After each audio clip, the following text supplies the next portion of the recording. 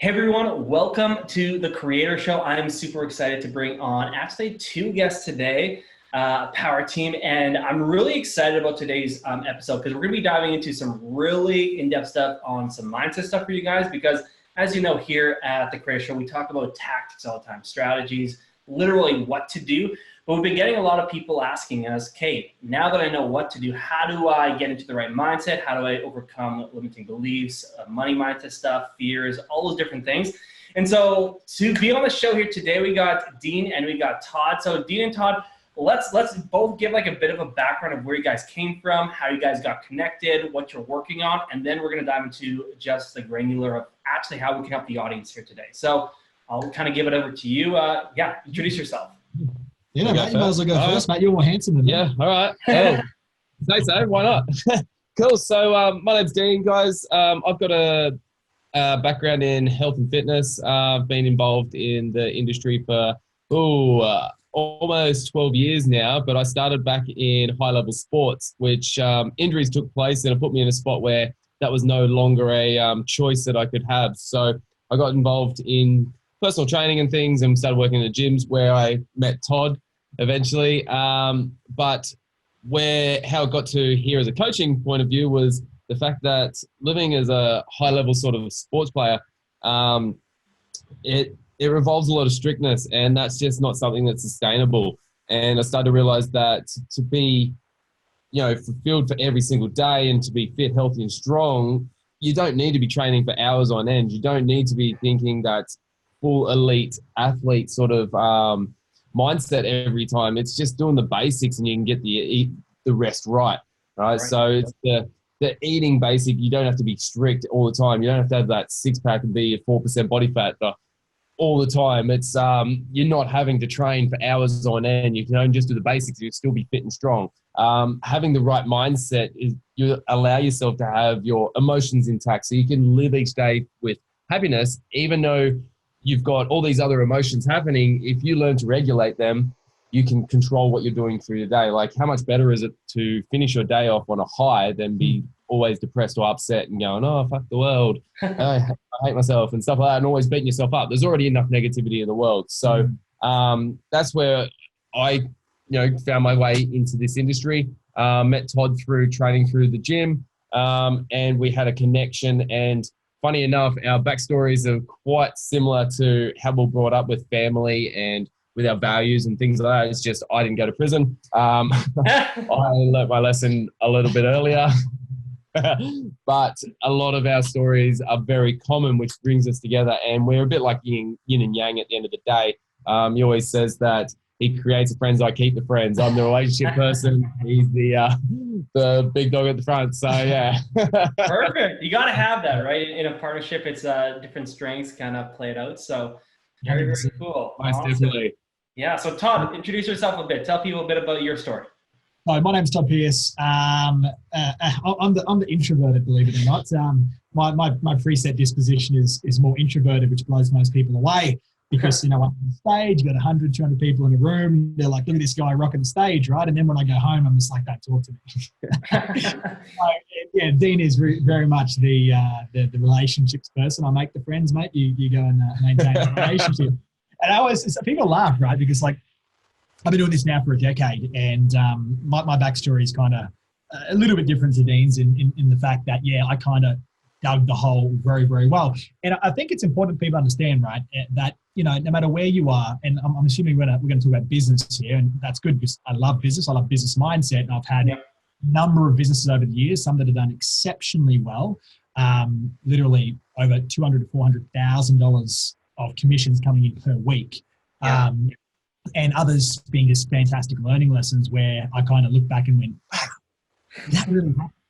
But like, the progression there, which is important, right? Because see, people look at you where you are right now and they go, oh my God, they look at their idols. They look at people I look up to and they go like, oh, how could I ever do that? It's the comparison, right? It's the easiest way to sabotage your success is to compare where you are right now with where your idol is right now, without understanding where you come from. And like people often compare where I am, for example, in a number of areas of my life, and they go, geez, I'd love to do that, but how can I?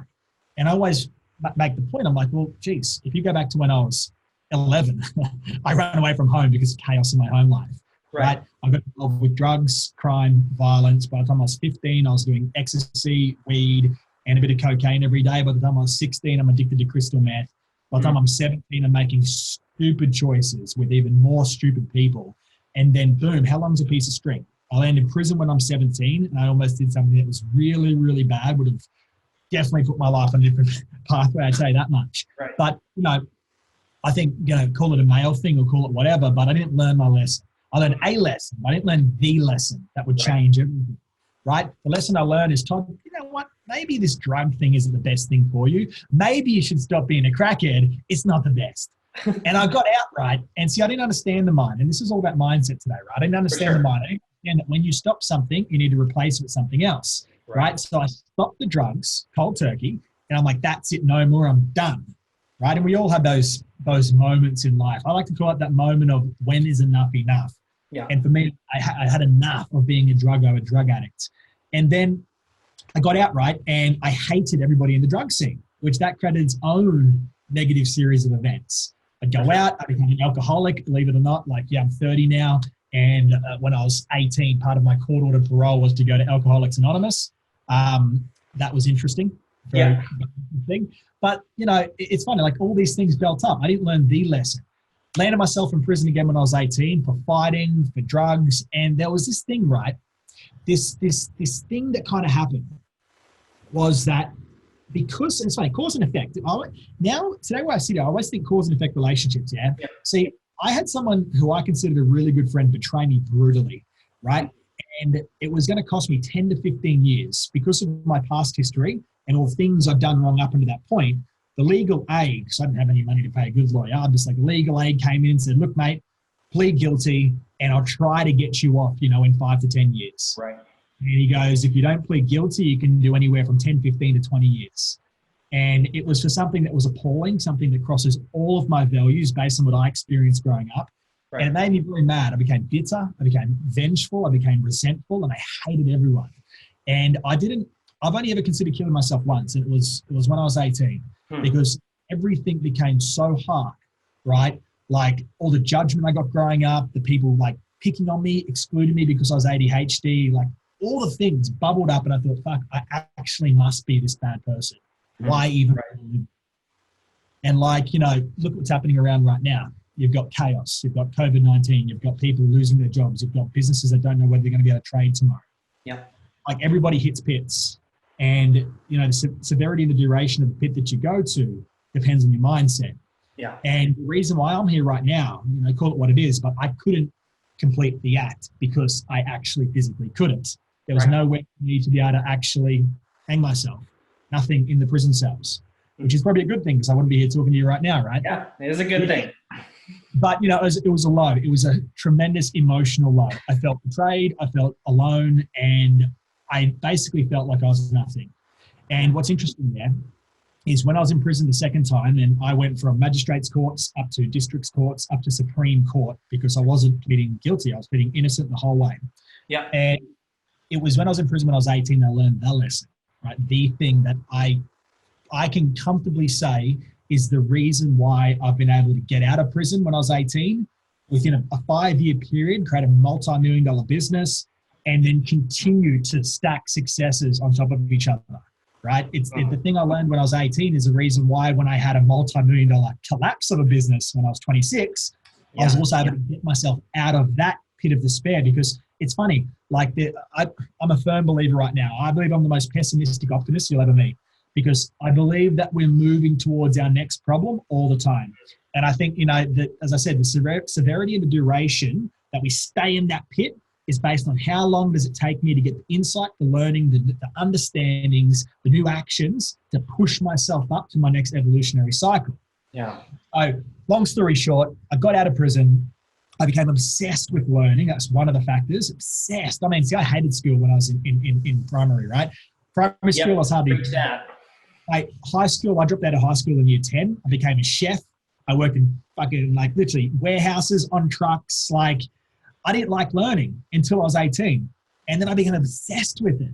right? And like I had multiple opportunities present themselves to me when I was 18 to grow businesses that would have become extremely successful. Yeah. Why I know that is because I took advantage of those opportunities a couple of years later, and they proved to be very good. Yeah. But like my mind was so closed off to opportunities because everything I got conditioned growing up was that, get a 9-to-5 job.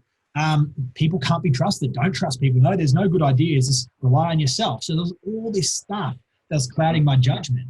But obviously here I am. I made it through that stuff. And yeah, I can comfortably say that if you don't get your mindset right? If you don't get the inner game right, then it doesn't matter what your ambitions are. It doesn't matter what level of success you think you have. Believe me, you're a ticking time bomb until you get the inner stuff right. Yeah. And I can reflect right now on one specific person that I know whose inner game is all out of whack. They had a business that was going really, really well. In the last 3 weeks, the whole thing is completely collapsed. Yeah. Because they became an emotional hothead. They made reactive decisions from emotion, not logic, and they've completely destroyed their business. Yeah, this is so good. This is so good. And I want to dive in on this because a couple different points. So I think that this is going to be such a relevant podcast, especially with the COVID-19 situation going on right now, to really dive into that mindset. That's the first thing. And the second thing that I wanted to really, that I love that you're talking about is that I was actually on a podcast just 2 days ago, and a guy was talking about how we often make decisions based off of our conscious thoughts and feelings or emotions. When you actually start to question them and get into the logic and what you actually know is true, there's a lot of stuff that's a little bit different then, right? Because sometimes your thoughts lie to you. And it's really important to get that mindset right. So let's dive straight into this. So I love that you talked about how basically you've had a lot of successes, but basically the next problem's coming.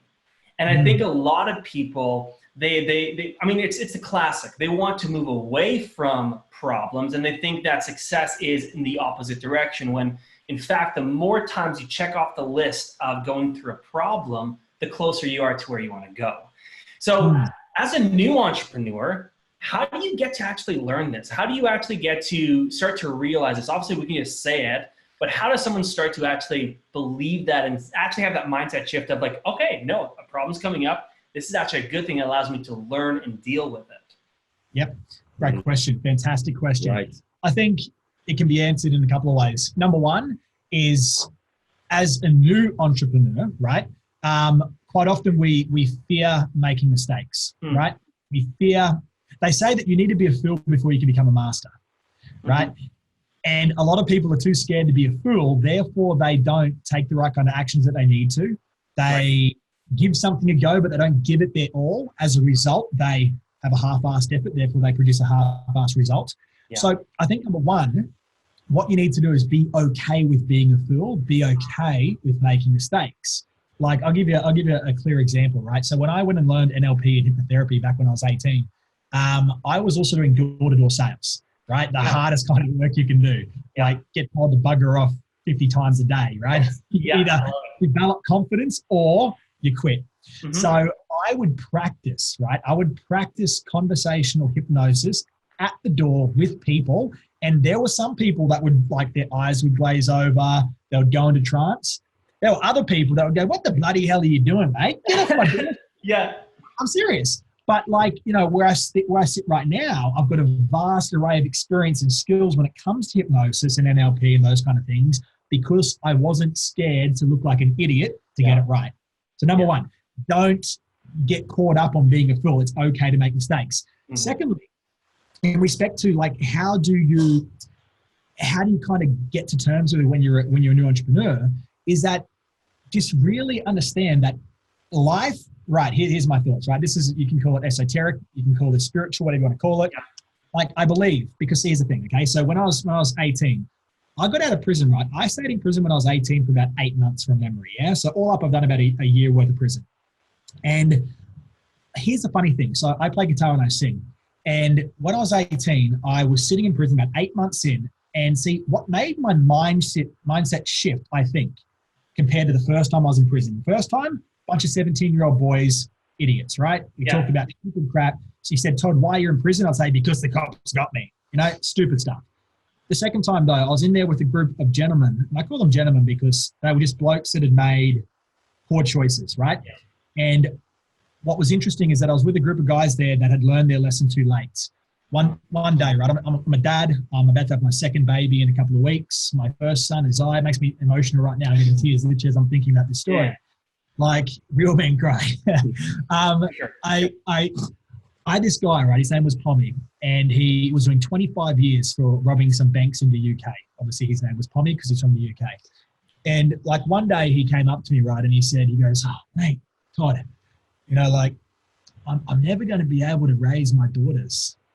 Like I'm going to be in prison. Someone else is going to raise my daughters. Someone else is going to, marry my wife.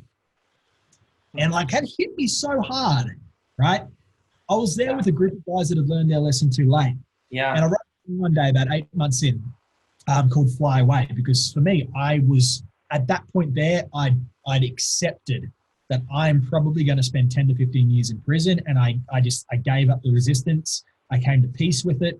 And I'm like, okay. And I wrote this song called Fly Away, which is about imagining a better place. Yeah. After writing that, right, I had this epiphany, this insight, the learning that changed everything.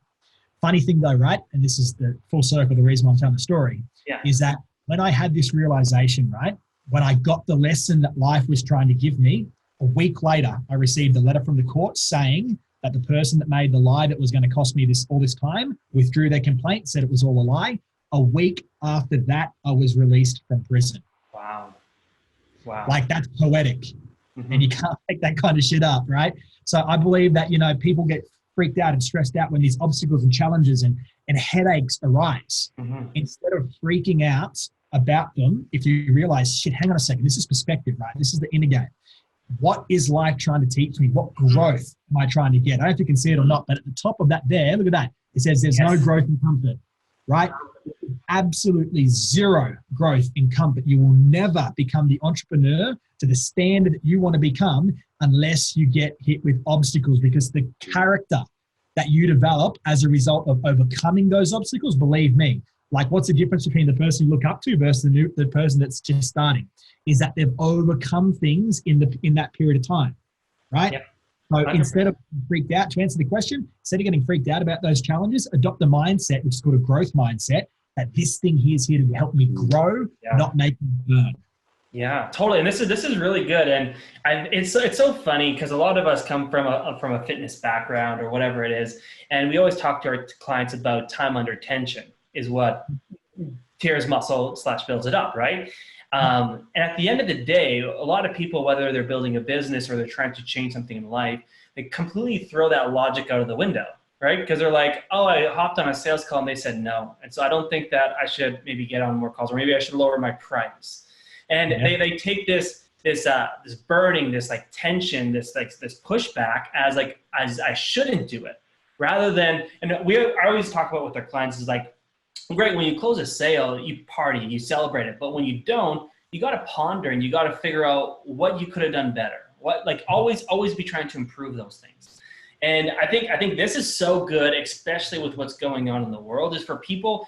COVID-19, and I've been trying to adopt the mindset of it. It's bringing up all of your weaknesses right now, and it's actually magnifying it and allowing you to see where are the holes in the boat, as it were. Where's the stuff that you need to work on right now? And one of the things actually, and Dean, I wanted you to kind of talk through this a little bit, is I have a lot of people who are going through this time and they're like, I'm finding it hard to know when I should push for the sale in this time or when I shouldn't, in a bit of a relationship way, because it's like, are people going to be apprehensive to buy right now? And personally, with our clients, they're doing better than ever. So I know that people are buying. But how do you, develop relationships in this time, Dean? Is it the same kind of aggression and assertiveness of going out there and making it happen, or are you changing it up a little bit right now? I think with building relationships and keeping relationships, it never changes. You're always looking for that rapport that you can build, and how you can always add value to someone's life. Todd's always on my case about how I'm always just checking in with people and making them feel good about themselves. And my goal is always what is that one thing that I can leave them so they finish their day off thinking, fuck, that guy was amazing. He just made me feel the best that I could ever feel. Right? And it could be something simple, just saying, hey, wow, you look amazing today. Or did you do something with your hair? Oh, I really noticed that. And it's just noticing those little things. Yeah. Come to that question about around purchasing and things. I think everyone's always wanting to spend money. And it's just a matter of finding that reason for them to spend the money on you, right? Because you look at things that they're spending money on already, they're either going to spend it on something that's good for them or they're going to spend it on something that's not so good for them, like spending. I haven't seen anyone stop Netflix payments yet, right? Or Foxtel or whatever cable you guys have got over there or wherever you're watching from. I haven't really seen that many people. They're going out. And I had this conversation with someone yesterday saying they don't have enough money for food. I've put them on a detox, right, at this time. Right. Yeah. So, and comparing the fact that they've got no money for food. All right. So what food are you spending the money on? I know you're spending, because I know them pretty well, I know you're spending money on Macca's, like McDonald's. Yeah. That's at least $12, $15 a meal. Yeah, right. Money and just went and bought a bunch load of veggies. There's at least 3 meals or so for the day. Mm-hmm. It's a matter of just looking at your perception on what are you spending your money on and what value you're gaining out of it.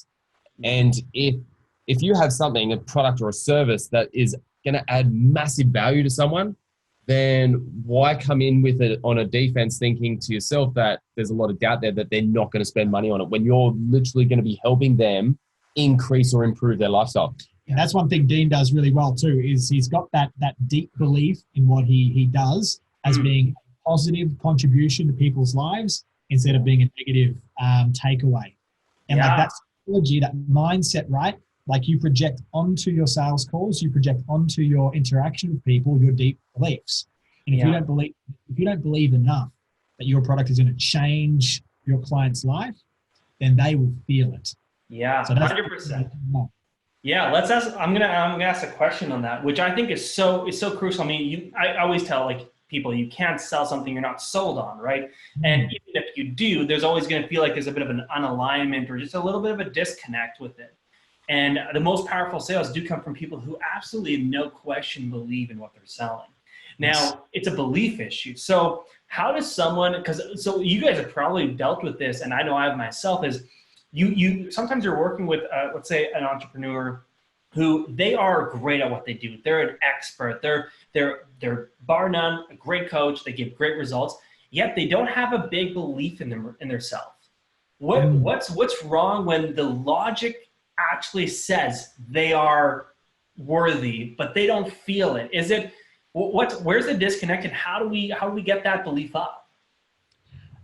That's a really good question. Good one. And I think the best way to answer it would be twofold. One is, some people are fantastic at what they do, but they've got negative conditioning that they have got to get right. They need to iron out first, right? Second of that, right? And this goes, I'm just diving straight into my door-to-door days. Like literally we had offices all around Australia, hundreds of people working for us. And I've seen, based on saying, I've seen a lot of the beliefs that stop people from being able to sell.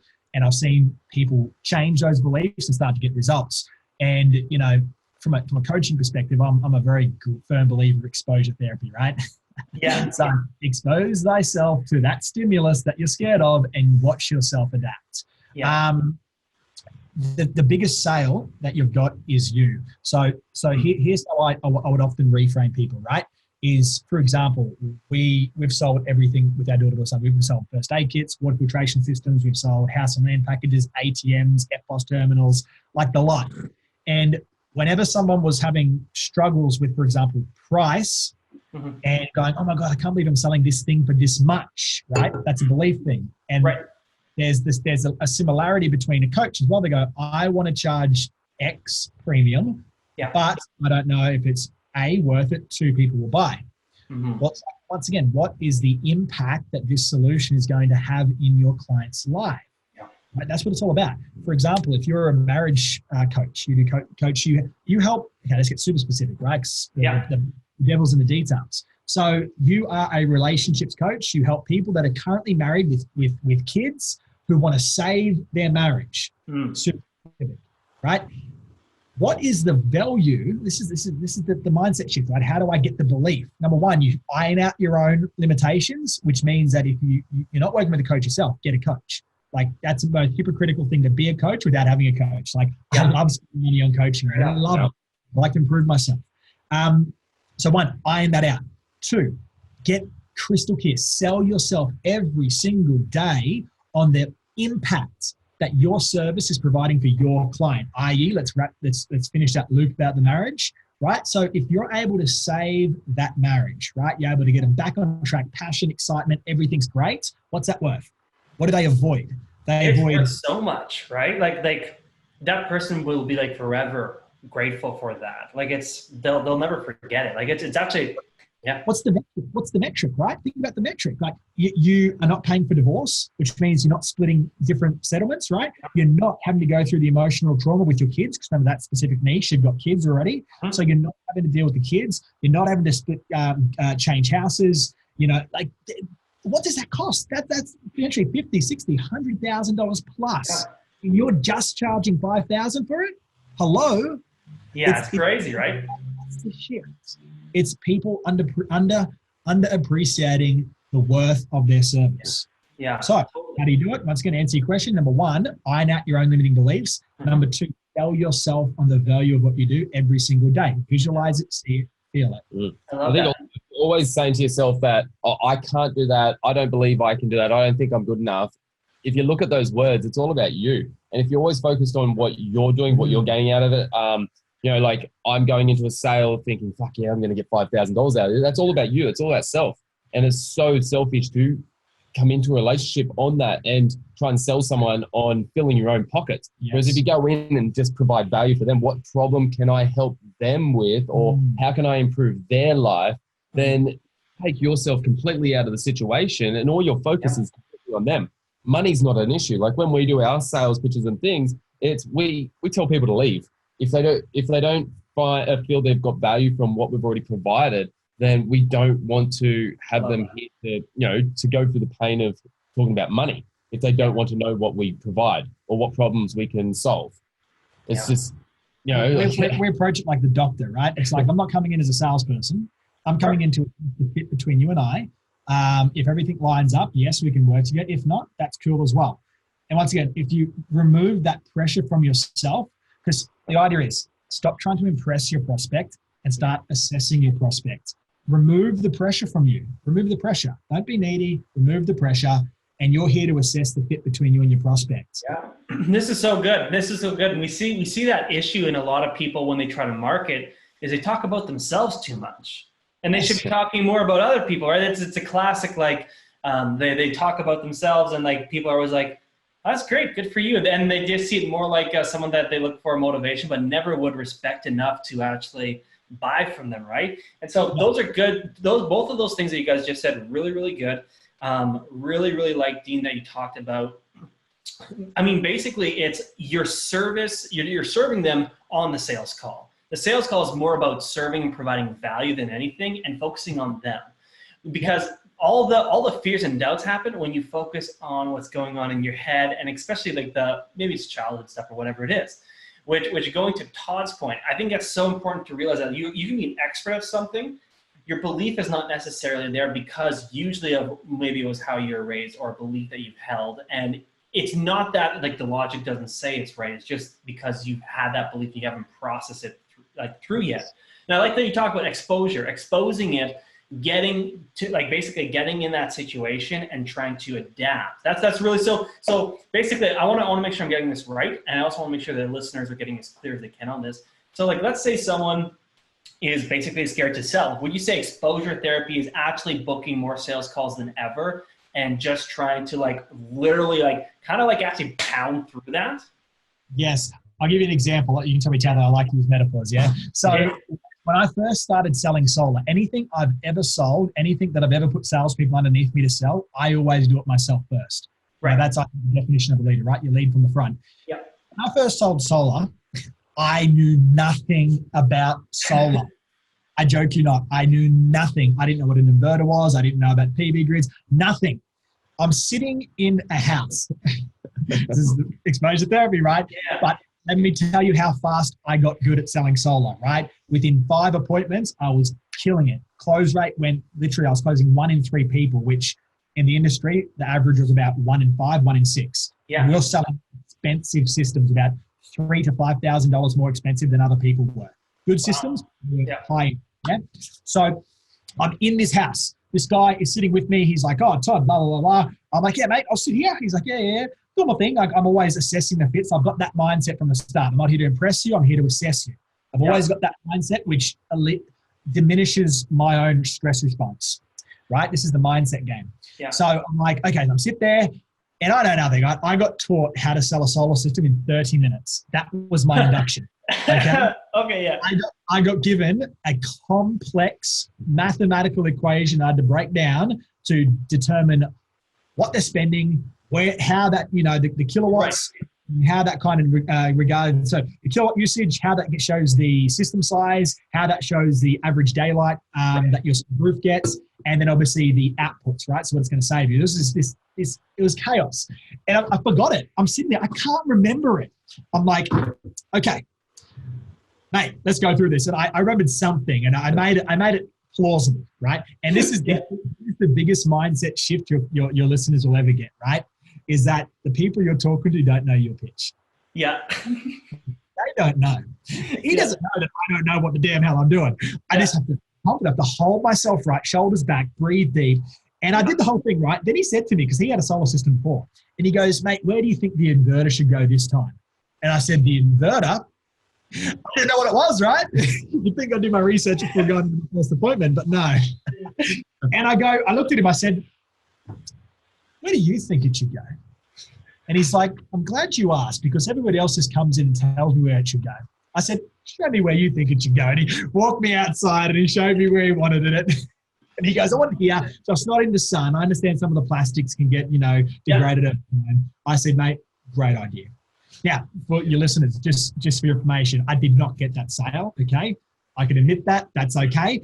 I burned to the ground like 3 or 4 appointments before I got my first one.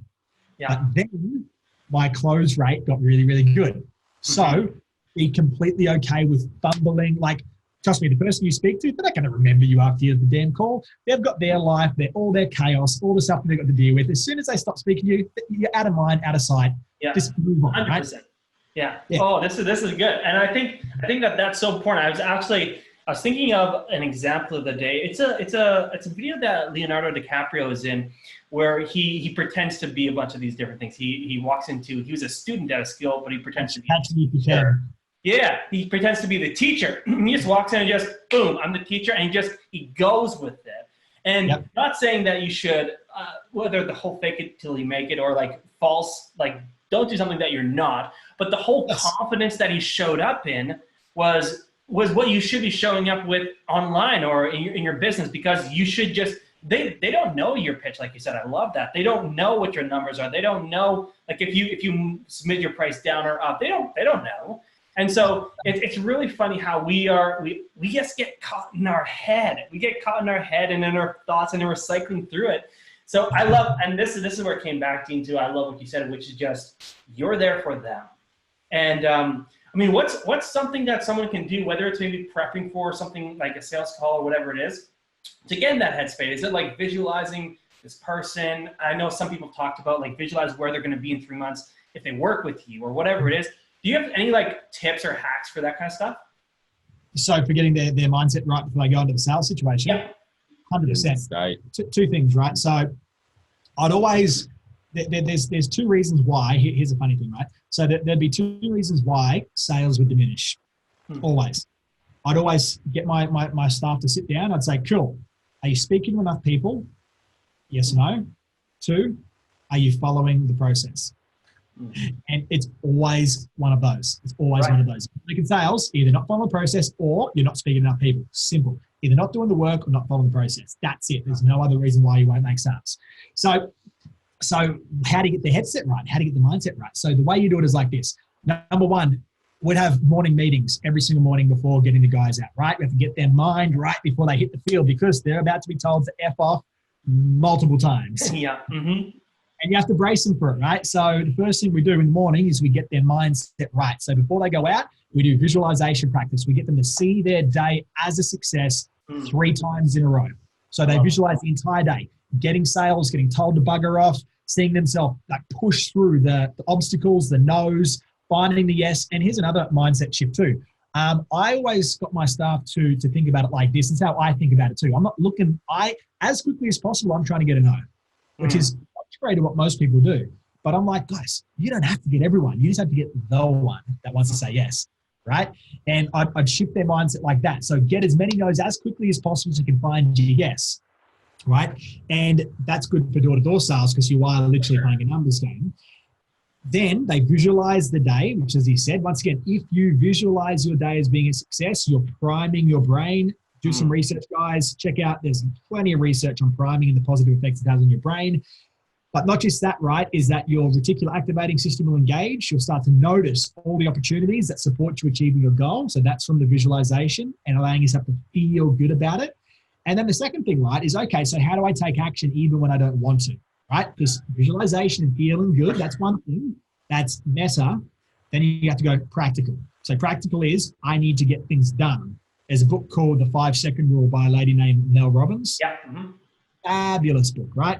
I don't teach a 5-second rule. I teach 3 seconds. I go 3, 2, 1, go.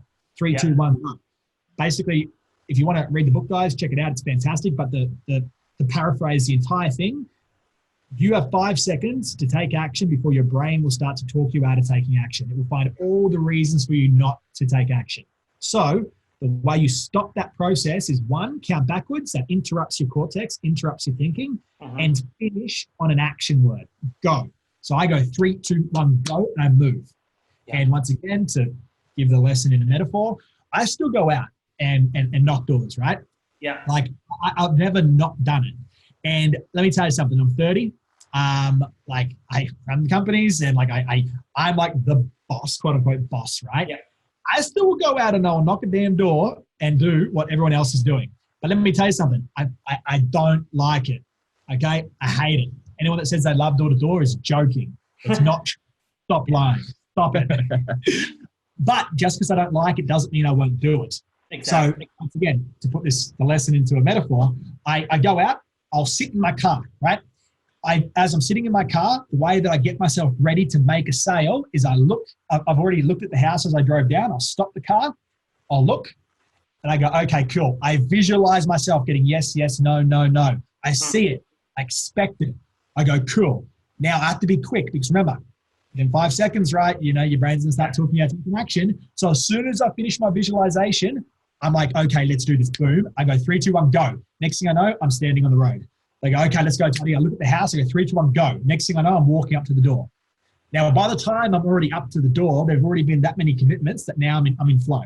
Yeah. Right. Yeah. The first, second, and sometimes even third person I talk to when I go out and I knock on doors, right?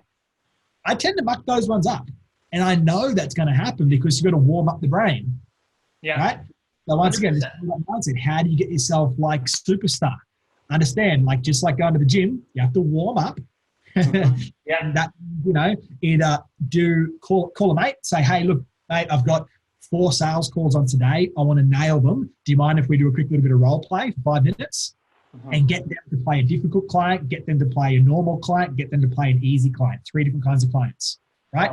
That role play is going to engage your brain, right? It's effectively me going and knocking on those 3 doors and getting told no. But you're not losing money from it.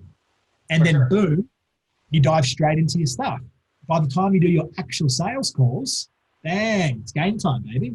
I love that. I love that. So there's a couple of takeaways there, everyone listening, like visualization, super, super important as far as whether it's before a sales appointment or whatever it is, even if it's, because I know a lot of people we work with there, even like offering the call and finding the people and making sure you're actually doing that is sometimes a struggle. So I like the rule of 3, 2, 1, go. Get into the work, get into it. We had a client this last week. I'll share the story quickly. So this client had struggled to get sales, and it was a very classic example of like, oh, how many times are you actually asking someone to get on a call with you? Because she hadn't been booking calls. She's like, maybe 2 or 3 times a week. And I'm like, yeah, this isn't working. And she's actually working with one of my team members. So we just put a challenge and just said, this week, just try to get out 20 offers of calls. See what happens. Just see what happens. Like, it's not crazy amount. It's a bigger amount than you've been doing. And so she got 20 out in a week. She booked 12 calls, over 50% like ratio of asked to book. And she got 4 clients out of that, and she has a couple more calls coming up. And she's just, her mind's blown because it's just so funny how when you get into that state, it's just like, nope, I have to do this amount. I'm going to take the action. 3, 2, 1, go. The results come. Yeah, there will be a percentage that will say no, but that's the only way you're going to get to the yeses. I love what you're saying, and no, this is going to be helpful for a lot of people. Just so you know, get into a state of do instead of think. Think. Stop thinking. Just start doing, baby. And that's the secret, right? That's awesome. I've had a few times this week actually. Is people asking that their biggest struggle was finding motivation. I think motivation is like pissing in a wetsuit. Really, it's warm and fuzzy while it's there, but it floats away really quickly. Yeah. But also, if you think about motivation, the last time that you were super motivated, what was the thing that you did directly before you felt that motivation? It was an action of some sort. It was a step. It was a thought. It was a movement. The more you move, the more motivated you're going to become. So you just find that first step, and then you'll find motivation after it. So it's like kids too, right? Like, it's funny. So I've got a son who, Dean's lucky. His son is a sleeper. Okay. Do you have any at all? I don't have kids yet. No, 2 dogs. Okay. So let me know what's going on, right? So Dean's got a sleeper. So he doesn't know what it's like to have a not sleeper. My son still to this day, he doesn't sleep, okay? And that was hard. But when you look into the research, what you find is that sleep begets sleep. So sleep creates more sleep. It's contrary to, some people, the old thoughts was that if you just stretch your babies a day out, don't let them sleep at all during the day, they'll sleep great at night. Well, no, that's not how it works. So sleep begets sleep, action begets action. Right? So how do I get the ball rolling? Just keep doing and doing and doing, and then boom, it's like the snowball rolling down the hill. Totally. Yeah, it's engineering momentum. I thought your kid was always different to mine because yours has bigger eyebrows than mine. So. He does, that's true. Oh, yeah. I believe you guys. I believe you. But I was talking about that the other day with someone, which is learning how to engineer momentum. Because once you have momentum and you're in activity and you see that basically the result from what you're putting in, then it's easy to be like, oh, X equals X, and I can do that. But it's always like getting into the momentum, which is where people need that kickstart, that just like that 3, 2, 1, go, and just stop thinking about it. So this has been so helpful. So I want to do 2 quick things here as we kind of tail off to the end here. Number one, I love this so much. Do you guys have some, whether it's a community or a place or just following you on social, where they can just hear more of this on a daily basis? Maybe they're thinking, hey, I want to get more of this kind of kick in the butt kind of stuff every single day. Where can they check out your guys' stuff and kind of just see a little bit more about your lives? Yeah, cool. So 2 places. Number one, they can obviously follow us on social media. So Todd Pierce on Facebook, Alpha Omega, as you can kind of see right there. Yeah. Alpha Omega, our Facebook is AO Foundations. So that's probably the first place. We've got podcasts there. We've got the Unleash and Unstoppable show, which is where we talk about mindset quite a lot. And not just that, also, I just finished something which may be useful for your audience if they want to. I've just finished creating what's called an EQ mastery cheat sheet, which is how can I master my mindset and my emotions. So I like that. They can grab that. It's on our homepage on our website, so www.aofoundations.com. There's 2 there. There's one which is all about empowerment patterns. If you go down from memory, there's the EQ mastery one there. It's a short 1-page doc with a training that goes with it completely for free.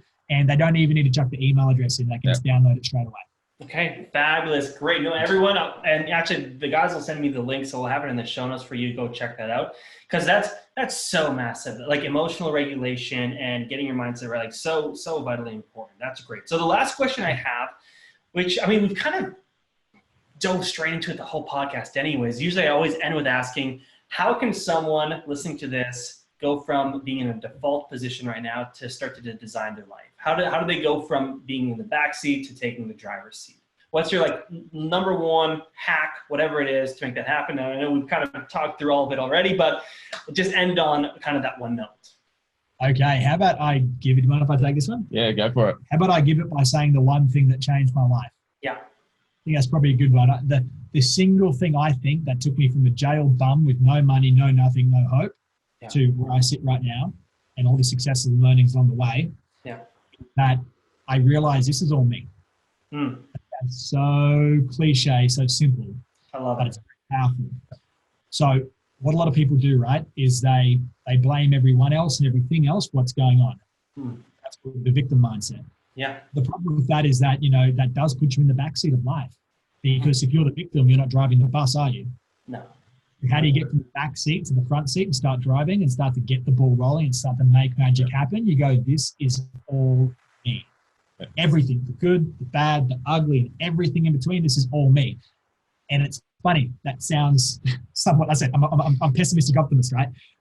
But the fact is, if you accept the belief that everything is me, now no one can take your power from you. No one can take the control from you, because you have it all inside. So that's the one thing that changes. And if you look at Alpha and Omega, it means beginning and start. And that's because everything does begin with us, and everything ends with us as well. And it always amuses me when someone says, gets upset when someone's told that it's all in your head. Well, it is all in your head. It's not in our head. It's in your head where it starts, right? So, and it's down to, as you were saying, we've always got the choice. And that's the belief I go with everything is, it doesn't matter what goes on. We've always got a choice, no matter what. Like, yeah, we got this COVID-19 stuff happening. We may not be able to control it, but what can we control? We can choose what we do every day around that, right? So it doesn't matter what happens. If you understand you've always, always, always got a choice, you just need to find those choices, then you've always got power. Yeah, I love that. Thanks so much for being on, guys. I think this, honestly, I'm literally actually going to send this podcast as soon as it's released straight to my clientele group, because this is something that I've been literally creating some trainings on, because I'm like, people need to hear more of this kind of stuff. So thank you so much for being on, and everyone that's been listening, definitely check these guys out and check out that EQ, what is it? Mastery. EQ Mastery. I think that's going to be really helpful for a lot of people. So anyways, we do need to run for the day. You guys that are listening, I'm sure you have busy days as well. So enjoy them. Come back to listen to the Creator Show next week. And yeah, guys, again, thanks so much for being on. Awesome. Thank you so much, mate. Chat soon. Thank you. Awesome. Bye for now, everyone.